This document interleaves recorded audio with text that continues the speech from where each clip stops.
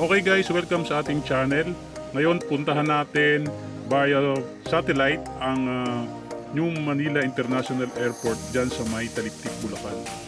Kasi guys, hanggang sa ngayon marami pa rin yung mga kababayan natin na hindi pamilyar at hindi naniniwala na meron talagang kinoconstruct na bagong airport dyan sa Bulacan. Ito guys ay project ng San Miguel Corporation na nagkakahalaga ng 740 billion pesos. At ito ay binubuo ng 2,500 hectares Aeropolis. Guys, Aeropolis dyan sa may Bulacan. At ang target nilang land development na matapos is by 2025, and siyempre kasunod na yan ang paggagawa ng mga buildings guys. Pero sa makikita natin ngayon guys is mayroon ng makikita nating mga building na nakatayo dyan. At ito guys yung isa sa mga barkong malaki na ginagamit nila for dredging. Makikita nyo dun sa, kung mapapansin nyo dun sa paligid niya, kasi yung satellite tagos hanggang sa ilalim ng tubig, makikita natin yung mga parang kinayod sa ilalim. Doon kinukuha yung mga lupa sa ilalim, yung buhangin at itinatambak dyan sa land development na ginagawa nila dyan. Yan guys yung mga tubo na pupunta dun sa land na itinatambak nila guys. So makikita natin dito na talagang hindi lang basta plano. Malapit actually according to dun sa nabasa kong isang news report, as of June 2023 nasa 68.92% na ang land development dyan. So how much more ngayon? Siguro nasa 70 plus na guys, kasi ano na tayo ngayon, 2024, alam ko na. At makikita natin guys, may mga building na dyan. Hindi ko lang alam kung part lang yan ng construction preparation or kasama na talaga yan sa mga magiging building na kasama na dun sa facility.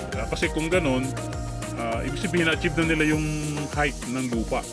Although wala pa naman mga semento ata dyan as yung pinakakalsada niya, pero makikita natin dyan guys, may mga building na. At ganyan nakalaki yung kanilang nagawa na land development. So kumbinsido ako na as of June 2023 ay nasa 68.92% na sila ayon dun sa ulat guys. At ito guys ay malapit lang sa Metro Manila. Kung susukatin via aerial distance, ito ay nasa 28.5 km lang pa galing sa ating Ninoy Aquino International Airport. So makikita natin guys dito yung mga yung malaki na yung development, hindi basta magkasya sa ating frame, kung pag isusum out natin masyado malayo para lang makita natin yung area, and then kung tayo ay halimbawa parang ito yung port na siguro ginawa nila, ayan, may mga barko dyan guys, may maliit sa tabing barko, tapos mukhang nakadock sila sa pier guys.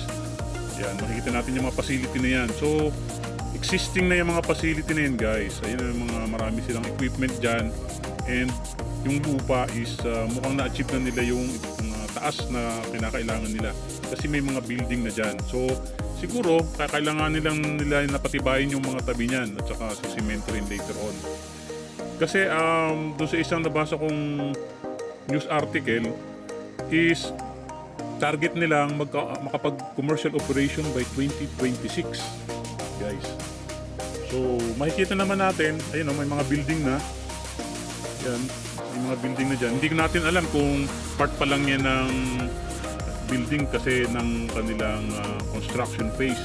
Hindi natin alam kung kasama na yan talaga doon sa building na gagamitin sa mga operation ng as an airport. So guys, so napakalaking nito land development. Kasi mapapansin nyo yung mamaya makipapakita ko sa inyo yung mga barangay na nasa tabi niya. Kung ikukumpara sa barangay, parang siya mas malaki sa mga barangay dyan sa may Bulacan. Halimbawa yung Taliptip sa may Bukawi, makikita natin guys, napakalaki ng land development na ito. Kasi hanggang sa kasalukuyan guys, meron pa rin hindi naniniwala na may kino-construction na international airport dyan. So guys, makikita natin na visible na siya sa satellite. Ayan. Yan guys, yan yung area para makita nyo kung nasaan yung, may magkaroon kayo ng idea kung nasaan yung ating New Manila International Airport. Kung familiar kayo dyan sa lugar na yan, so ayan, makikita nyo guys. Malapit lang siya sa Navotas. At actually, yung parang expressway na magkoconnect dyan is dito dadaan sa may Navotas. And then i-connect din siya ng MRT7. Pagkakaalam ko, gagawan siya ng connection din dyan. So, kung mag-ooperation ito guys, mas madali ang magiging biyahe natin. Kahit lumipad tayo dyan and then pupunta tayo ng Metro Manila, madali ang hindi problema ang masasakyan. Hindi katulad halimbawa ng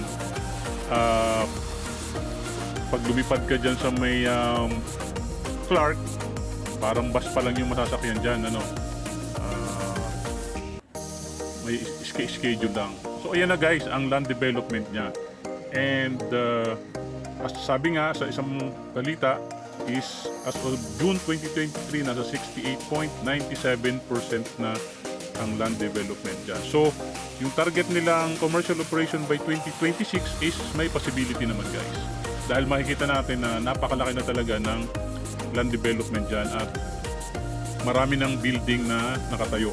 Yun nga lang, hindi natin alam kung part na ba yan ng sa airport or dahil lang yan, temporary lang yan as sa construction phase nila, ano. Pero makikita natin na halos buo na yung land area niya guys.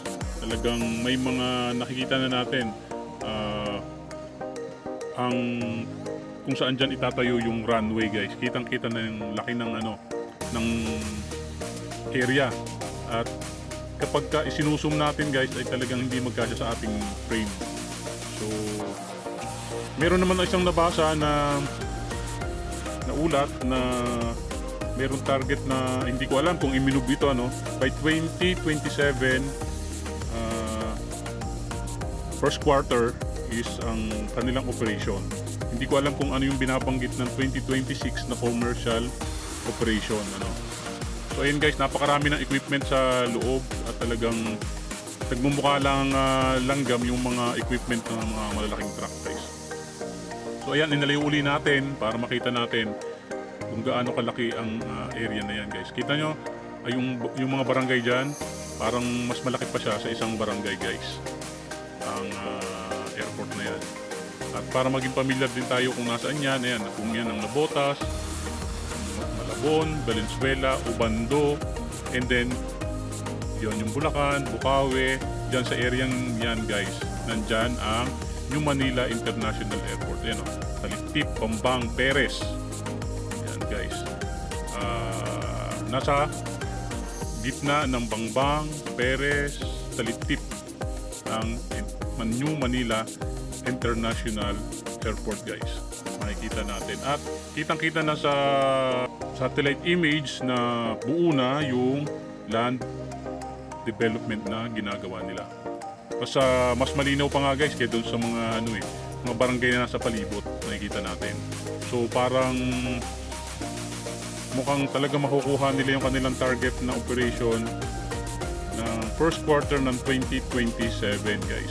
At ito pa guys, nakikita nyo ba yung black na malaking yan? Mukhang yan na yung sinasabing solar power na kasi ang nabasa ko is gagawa sila ng 200 megawatt base load na renewable energy. At mukhang ito na yun guys. Kasi gagamitin din daw nila yan. Kaya inuna is gagamitin din nila ang power sa pagkukonstruct ng New Manila International Airport. So kung i-base mo dyan sa mga equipment na nakatabi na yan, at saka yung nakalutang na yun, na mukhang yun na ang solar farm na para makapaggawa ng 200 megawatt na baseload ng renewable energy na gagamitin din daw nila, kaya inuna para siyempre gagamit ng mga magwe-welding dyan, ilaw, sa opisina. So inuna nila yung paggagawa ng solar farm. So mukhang ito na yun guys. Yung kulay itim na yan na kwadra-kwadrado ano. So ayan na guys, oh, napakalaki na niya. Kung ikukumpara mo dun sa mga halimbawa yung barko na nakakatabi dyan, nakikita mo napakalaki ng yan oh guys, kita mo yung isang block pa lang o dalawang block is kasing haba na ng barko. So ganun kalaki. Kung may ideya kayo kung gaano kalaki yung barko na yun na nagdi-dredge, so mas malaki pa doon ang solar farm na nakalatag sa may dagat. Ano guys? So ayan, nakikita natin na talagang napakalapit na ito sa katotohanan guys.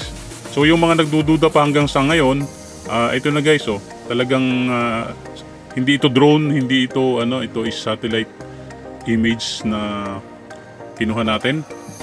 At yan oh, pang buong buo na yung paligid niya. So malamang nagagawa na lang ng mga pampatibay yung mga tabi niya, semento, and then siguro yung mismong terminal building na by 2027 is ilang years pa guys. So talagang, and take note, San Miguel Corporation ito is mukhang mahusay talaga silang gumawa. At sanay na sila yung kanilang construction arm ng San Miguel Corporation ay talagang mukhang mahusay gumawa. At siyempre yung kanila pang chairman, si Mr.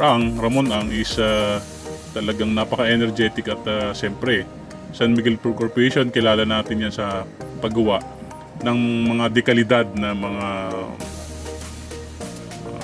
products ano guys, and buildings din, and yung mga napakaraming infrastructure nila katulad ng mga expressway guys.